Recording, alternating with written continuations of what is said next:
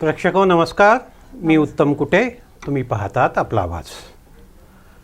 माझा प्रभाग माझं व्हिजन या उपक्रमात आज आपल्या स्टुडिओत आल्या आहेत प्रीतम राणी शिंदे.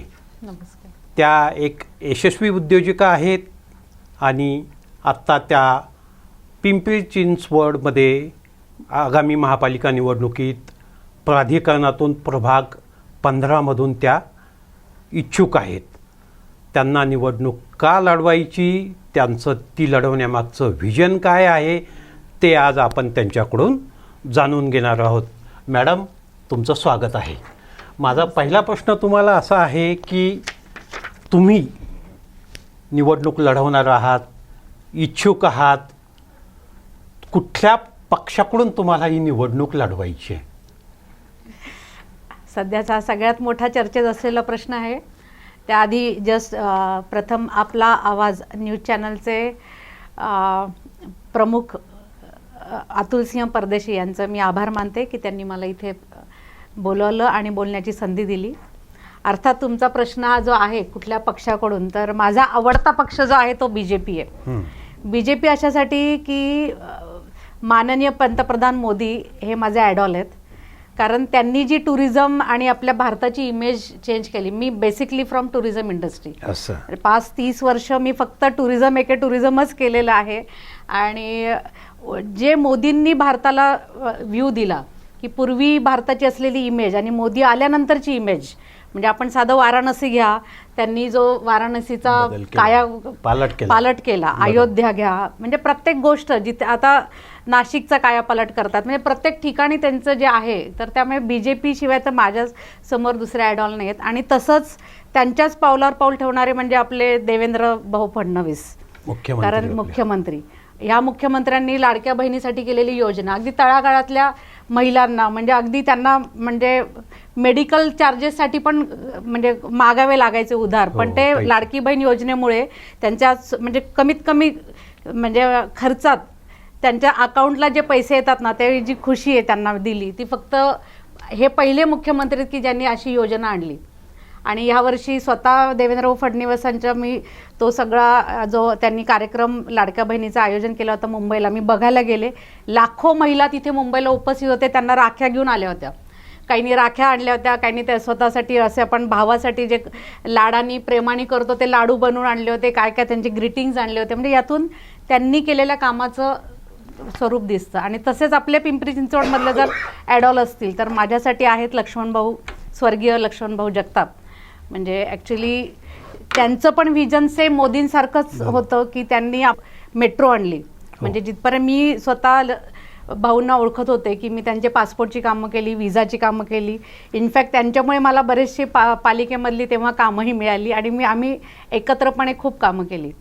तर तेव्हा तुम्हाला एक छोटासा इन्सिडन्स सांगते की म्हणजे भाऊंचं व्हिजन कसं होतं. तर एकदा दिल्लीला गेले होते, म्हणजे भाऊ आणि आपल्या अश्विनीताई जगताप, दोघं सपत्नीक दिल्लीला गेले होते. तेव्हा त्यांनी मेट्रो पाहिली. मेट्रो हा ही पर्यटनाचाच भाग आहे, कारण ही मेट्रो म्हणजे लंडनला आज ह्या सगळ्या गोष्टींना खूप महत्त्व दिलं जातं.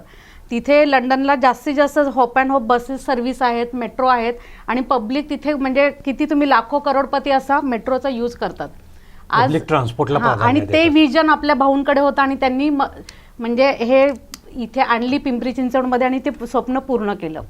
तर ह्या सगळ्या व्यक्तींकडे बघता BJP मला का आवडतं की एक टुरिझममध्ये मी हेच पाहिलं, जे जगात होतंय ना ते आपल्याकडे व्हायला पाहिजे. आज आपण फिरतो बघतो तर त्या गोष्टी आपल्याकडे यायला पाहिजेत. त्याच्यासाठी काय सांगाल, कुठल्या गोष्टी?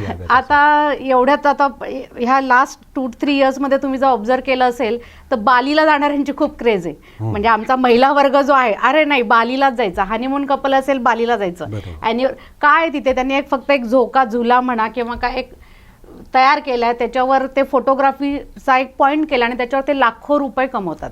लाखो नाही, इनफॅक्ट आय विल से करोडो. मग ही रोजगार संधी आपण का नाही आणू शकत? आज आपल्याकडे एवढा समुद्र किनारा अफाट मिळालेला आहे. 750 किलोमीटरचा आपला किनारपट्टी, कोकण किनारपट्टी आहे, महाराष्ट्राला भेटली आहे. आज जर आपण थोडं टुरिझमवर लक्ष दिलं, आपल्याकडे किल्ले आहेत, बीचेस आहेत. आज रोमचा किल्ला किती जणांनी पाहिला, त्यांनी मला सांगावं रोमच्या किल्ल्यापेक्षा आपले किल्ले किती सुंदर आहेत. बरोबर आहे. आज रोमचा किल्ला बघायला 3.5 लाख ते 4 लाख आपण खर्च करून जातो. तर ते सगळं आपल्याकडे महाराष्ट्रात अवेलेबल आहे. तर थोडंसं मला जर BJPने संधी दिली तर हे जे आपले आयडॉल आहेत, पंतप्रधान नरेंद्रजी मोदी, देवेंद्रभाऊ फडणवीस, आपले स्वर्गीय लक्ष्मणभाऊ जगताप यांनी एक विजन ठेवून पिंपरी चिंचवडला बदललं. तर मला त्यांच्यासारखंच थोडंसं विजन ठेवून ह्याच्यात खारीचा वाटा उचलायचा आहे, पण मला संधी देण्यात यावी. तर मी म्हणजे मला अशा एवढ्या संधी दिसतात टुरिझमच्या की इव्हन आपलं एक डाव क्रूज घ्या, दुबईचं उदाहरण. काय त्या डाव क्रूजमध्ये लाखो रुपये, त्या डाव क्रूजसाठी आपण दुबईमध्ये टूर घ्या, ऐकणारी पहिला दिवस काय डाव क्रूज, दुसऱ्या दिवशी काय डेझर्ट सफारी. मग हे सगळं आपण इथे करू शकतो. बरोबर. आज दुबई सारख्या ठिकाणी पीक उगवतच नाहीये, शेतीच नाहीये, वाळवंट, टोटल वाळवंट आहे आणि प्रत्येक गोष्ट इम्पोर्ट एक्सपोर्ट होते, त्याच्यावर ते करोडो रुपये कमवतात आणि 80% टुरिझम हा भारतातला आहे. मग आपण जर वरती आपला आणि डेली, आता माझं स्वतः फॉरेन एक्सचेंजचं पण गेले 10 वर्ष मी बिझनेसमध्ये आहे. वाईट काय वाटतं की आपला रुपीज खाली घसरत चाललाय, तो वर कसा येणार? तर त्याच्यावर एकच पर्याय की एक्झॅक्टली, म्हणजे छोटे छोटे उपाय त्याच्यावर. आणि आज लोकांना पर्यटनातनं एक स्ट्रेस लेवल कमी होते. मी तर म्हणते तुम्हाला सायकॅस्ट्रिकला पैसे द्यायचं नसेल, म्हणजे डॉक्टरांचा खर्च कमी करायचा असेल तर तुम्ही फिरा. दर 3 ते 4 महिन्यांनी माणसांनी फिरलंच पाहिजे. त्यामुळे काय होतं, आपल्याला नवीन नवीन गोष्टी आपण बघतो, नवीन नवीन गोष्टी आपण शिकतो आणि त्या आपल्या आयुष्यात, जसं आपण घरात काही गोष्टी घ्यायच्या आधी आपण बाजारात फिरतो आणि ते बघतो आणि मग घरात आणतो, तेच आपल्याला पर्यटनाच्या बाबतीत किंवा पिंपरी चिंचवडच्या बाबतीत करायचं आहे. जगात जे चांगले ते आपल्याला इथे आणायचं आहे. जगात ज्या चांगल्या गोष्टीतनी रोजगार निर्मिती होत आहे त्या गोष्टी आपल्याला इथे आणायच्यात. आणि सध्या टुरिझम हे टॉपला आहे आणि हे विजन मोदींना माहिती आहे, हे विजन देवाभाऊंना माहिती आहे, हे विजन लक्ष्मण भाऊंना माहीत होतं. म्हणजे आज खरंच मी त्यांना मिस करते. कदाचित जर लक्ष्मण भाऊ असे तर किंवा माझ्या भावना त्यांच्यापर्यंत पोहोचू शकत असल्या तर मी धन्य मानेन मला, की त्यांच्याकडे खरंच विजन होतं म्हणून बऱ्याचशा गोष्टी त्यांनी केल्या. आणि हे विजन त्यांच्याकडे का आलं, कारण ते खूप फिरायचे. आज त्यांचे कोणीही तुमच्या जवळच्यांना विचारा, ते कायम म्हणजे ते चालताना खूप चालायचे. कारण मी स्वतः त्यांचं म्हणजे जवळून पाहिलेलं आहे त्यांना. तर आणि माणूस जेव्हा फिरतो किंवा तुमचा अनुभव येतो, ज्ञान, तर तेव्हा ह्या सगळ्या गोष्टी इथे इम्प्लिमेंट करण्यात येतात. बरोबर. तर माझी BJP बद्दलचं तर म्हणजे प्रेम भरभरून आहे. आणि ते पण का आहे तर त्यांनी ह्या केलेल्या कामामुळे आज आपल्या समोर आहे. 15 वर्ष पंतप्रधान असणं आणि आज फक्त भारतात नाही जगातही जी त्यांनी इमेज हे केली आहे, इंडिया इज मोदी, म्हणजे असं ब्रँड झालंय. आज मोदींशिवाय इंडियाला विजनच होत नाहीये. आणि अशा व्यक्तींच्या ग्रुपमध्ये जर मला संधी मिळाली तर माझं मी समजेल की सोनं झालं. तुम्ही म्हटलात आत्ताच की तुम्हाला संधीची गरज आहे, तुमच्याकडे व्हिजन आहे. तुमचे हे ज्या काही आयडॉल आहेत त्यांचं जसं व्हिजन होतं तसं तुमचं आता नगरसेवक पदाचे उमेदवार म्हणून तुमचं काय व्हिजन आहे? हेच विजन आहे की आपल्या प्राधिकरणातलंच घेत. आता कालच जन आक्रोश आंदोलन झालं की एवढे मोठे मोठे जर फुटपाथ केले तर त्याच्या पुढे आपण पार्किंग कुठे करणार आणि गाड्या कुठे चालवणार? बरोबर. हे माझंही तेच विजन आहे की तुम्ही जे काही कराल त्याच्यावर अभ्यास करा, एक समिती नेमा, प्रत्येक गोष्ट. आज तुम्ही साधं उदाहरण घ्या, इंग्रजांनी बांधलेले पोस्ट ऑफिस अजून आहेत, पूल आहेत काही, ते पूल आहेत का आहे की त्यांनी एक अभ्यास करूनच ते केलं होतं. म्हणजे मी इंग्रजांना खूप मोठं मानते असं नाही, पण काही गोष्टी आपल्याला आज आपण फुटपाथ करतोय, परत तो 2 वर्षांनी तोडतोय, परत तोडतोय. ह्याच्यात काय होतंय, आज कित्येक ऍक्सिडेंट्स होतात. मध्ये आता हिंजवडीला पण तुम्ही बघितलं केवढे मोठे ऍक्सिडेंट, 20 वर्षाची मुलगी 3 भावंड गेली. तर हे सगळं थांबलं पाहिजे कुठेतरी. म्हणजे वाईट वाटतं. म्हणजे आज आता कसं होतं की आज मी चूल आणि मूल हे करून व्यवसाय करून आज ह्या लेवलला आले आहे की आता आपण समाजासाठी काहीतरी केलं पाहिजे. म्हणजे माझी ही इच्छा आहे की आज रोजगार निर्मिती आपण चांगल्या पद्धतीनेच केले, चांगले रस्ते दिले, चांगलं पब्लिक, जसं आता हे मेट्रोचं मी उदाहरण दिलं, भाऊंनी केलं. भाऊंनी हे केलेलं खूपच सुंदर प्रोजेक्ट आहे. पण हा करायला त्यांना किती त्रास झाला असेल हे आता भाऊंनाच माहिती. पण काही कमी ना, कुणीतरी असे इनिशिएट घेतले पाहिजेत, चांगले प्रोजेक्ट इथे आणले पाहिजेत आणि रोजगार निर्मिती केली तर सगळ्या लेडीजला कसं आहे, आज घरात पैसा आला तर डिपेंड कोणावर राहायला नाही पाहिजे, कारण महागाई तेवढीच वाढलेली आहे. आज शैक्षणिक खर्च म्हणा किंवा किराणा मालापासून तुम्ही घ्या, खर्च वाढलेत.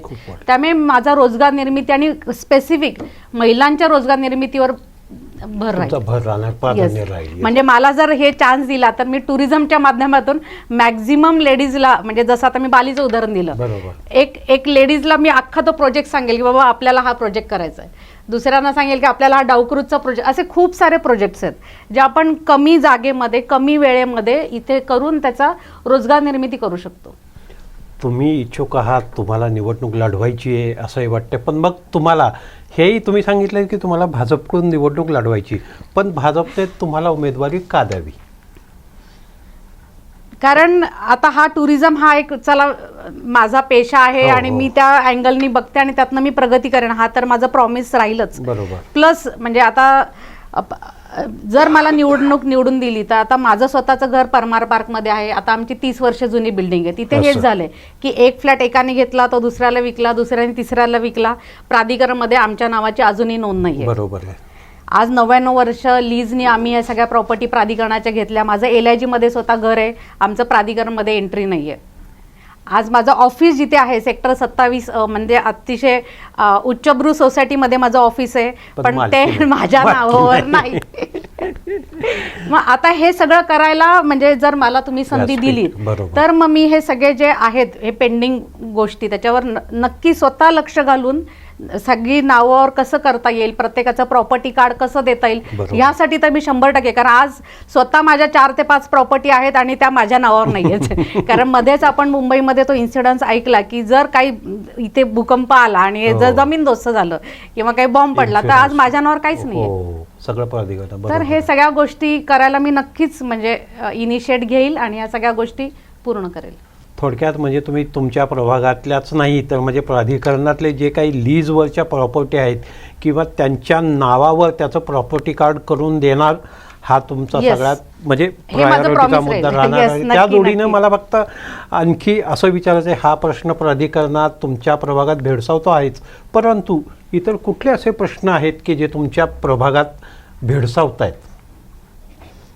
नाही, आता जास्त करून तर आता मी सांगितलं जन आक्रोश चाललंय, फुटपाथचं चाललंय. बरोबर. आणि मध्ये माझ्या एनजीओच्या मार्फतही मी सांगितले की आता सध्या पाण्याची गोष्ट बऱ्यापैकी पुढे जाऊन शॉर्टेज होणार आहे. म्हणजे 10 वर्षापूर्वी असं कोणाला वाटत नव्हतं की आपण प्लास्टिकच्या बॉटलमधून पाणी पिऊ, पण आता ती वेळ आली आहे. तर तसंच आज जर आपण झाडांवर काम नाही केलं, पाण्यावर काम नाही केलं तर पुढे जाऊन हे लांब नाही की आपल्याला ऑक्सिजनच्या बॉटल पण प्रत्येकाला घेऊन पाळी येऊ शकते. तर त्यासाठी आपल्याला झाडांसाठी किंवा वनासाठी, आता आधीच्या व्हिडिओमध्ये पण मी एका ठिकाणी सांगितलं, आता हे अंबानींनी जे फॉरेस्ट लव किंवा हाती किंवा हे आपण जामनगर सगळं ऐकतोय ह्याच्या मागे खूप मोठं कार्बन क्रेडिट्स आणि खूप मोठं विजन आहे. तर त्या गोष्टीवर पण मी काम करेल, कारण मला अर्थात एक पर्यटन आणि मी स्वतः एक पर्यटक असल्यामुळे म्हणजे व्यवसाय असल्यामुळे पर्यटना रिलेटेड जेवढ्या गोष्टी आहेत त्याच्यावर तर मी फोकस करेल. नगरसेवक म्हणून निवडून आल्यावर तुम्ही काय करणार? तुम्ही 1-2 मुद्दे आणि प्राधान्य तर सांगितलं, जसं की प्राधिकरणाच्या ज्या काही प्रॉपर्टीची मालकी तुम्ही त्या होल्डरला देणार तो तर आहेच, परंतु त्या जोडीने एक तुम्ही महिला आहात, तर महिलांसाठी काय करणार किंवा एकूणच निवडून आल्यावर नगरसेवक झाल्यावर काय करणार?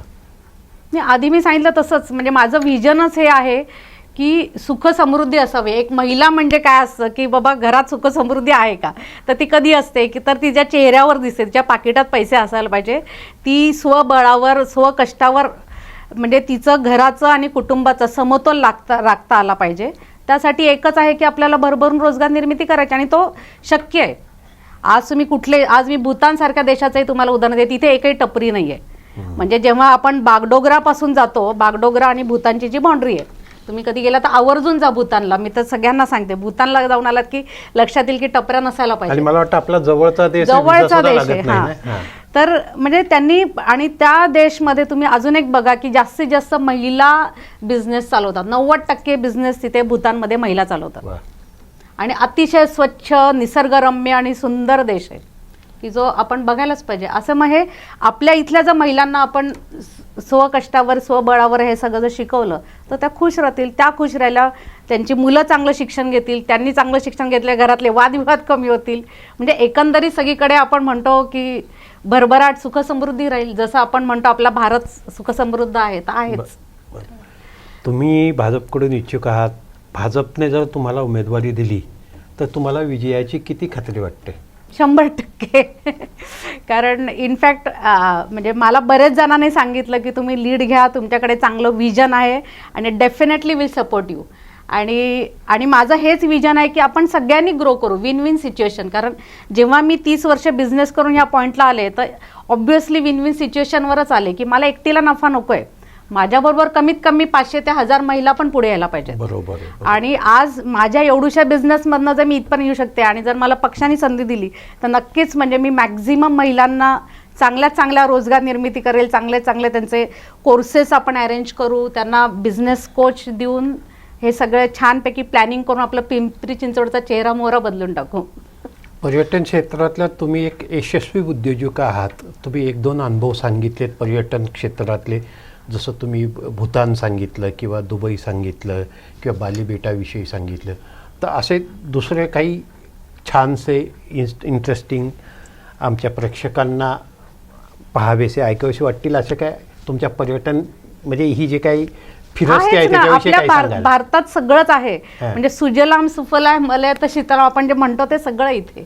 आज स्वित्झर्लंड जायची गरज नाही, काश्मीर किती सुंदर आहे. बरोबर. म्हणजे काश्मीरला फक्त काय परत तोच की थोडंसं भौगोलिक आपल्याला ज्या हो. गोष्टी आहे, रस्ते तिथलं बरोबर. तिथली सिक्युरिटी सेफ्टी या थोड्याशा गोष्टी केल्या तर लोक विसरून जाणार स्वित्झर्लंड. आज स्वित्झर्लंडमध्ये हेच आहे, मेट्रो आहे, युरेल आहे. तर आपण इथून जाताना 7 दिवसाचा स्विस पास पाहिजे का विचारतो. मग हेच पब्लिक ट्रान्सपोर्ट जर आपल्याकडे चांगलं झालं तर मॅक्झिमम लोकांना फिरता येईल. आज लोकांना प्रत्येक ठिकाणी फ्लाईटनी जाणाऱ्या सगळ्यांची कपॅसिटी नसते, त्याच्यावर बरोबर. पर्याय काय तर मेट्रो वाढल्या पाहिजेत, ट्रेन्स वाढल्या पाहिजेत. बरोबर. तर हे सगळं करायला म्हणजे तुम्ही मला संधी दिली तर मी नक्कीच ते पूर्ण करेल. आपलं पिंपरी चिंचवड हे उद्योगनगरी आहेच. तुम्ही यशस्वी पर्यटन क्षेत्रातल्या यशस्वी उद्योजिका आहात. तर आपल्या ह्या उद्योगनगरीला आता ती शैक्षणिक नगरीसुद्धा झाली, मोठमोठे शैक्षणिक संकुलं आपल्याकडे आलीत, परंतु तिला पर्यटनाच्या दृष्टीने सुद्धा वाव आहे. कारण एवढी उद्यानं आपल्याकडे आहेत किंवा पर्यटन नगरी व्हावी अशा खूप काही मूलभूत सुविधा इथं उपलब्ध आहेत. तर पिंपरी चिंचवडची उद्योगनगरी एक पर्यटन नगरीसुद्धा व्हावी हे एक यशस्वी पर्यटनात क्षेत्रातल्या व्यावसायिक म्हणून तुमचं काय विजन आहे? इथे असं केलं तर आपल्याला पर्यटकसुद्धा आपल्याकडे येऊ शकतील. तर तुमचं काय विजन आहे आपल्या शहराविषयी पर्यटन नगरी व्हावी म्हणून? हेच आता हे कसं आहे, मला पक्षाने संधी द्यावी आणि आपण हे बसून म्हणजे हा सगळा अभ्यासाचा विषय आहे. असे मी बोलले आणि झालं असं तर होणार नाहीये, पण जास्तीत जास्त मी प्रयत्न करेल. आणि आपण हे सगळीकडेच बघतो आहेत की आता आपल्याकडे राजस्थान आहे, आपल्याकडे केरळ आहे, आपल्याकडे काश्मीर आहे. प्रत्येक गोष्ट म्हणजे बर्फापासून वाळवंटापासून ग्रीनरी बीचेस सगळंच आहे. तर आपण हे डेव्हलप केलं पाहिजे. मॅक्झिमम टुरिस्ट इथे अट्रॅक्ट केला तर आपला म्हणजे रुपीजचा व्हॅल्यू पण छान होईल आणि रोजगार संधी होईल. इवन कोल्हापूरची चप्पल घ्या किंवा कुठलीही गोष्ट, छोट्यात छोटी गोष्ट आपण इम्पोर्ट एक्सपोर्टला आपल्याकडे खूप चान्स आहे. फक्त आपण आता कसं प्रमोट करतो ह्या सगळ्या गोष्टी आहेत. आणि त्यासाठीच मी म्हटलं की आपले जे आयडॉल आहेत मोदीजी, देवेंद्र भाऊ किंवा स्वर्गीय लक्ष्मणभाऊ जगताप यांनी जे केलं तेच आपण पुढे कंटिन्यू करायचं आहे. फक्त आता तुमची साथ हवी की जेणेकरून आपण हे सगळं पुढे नेऊ शकू. प्रेक्षकांनो, ह्या होत्या प्रीतम राणी शिंदे.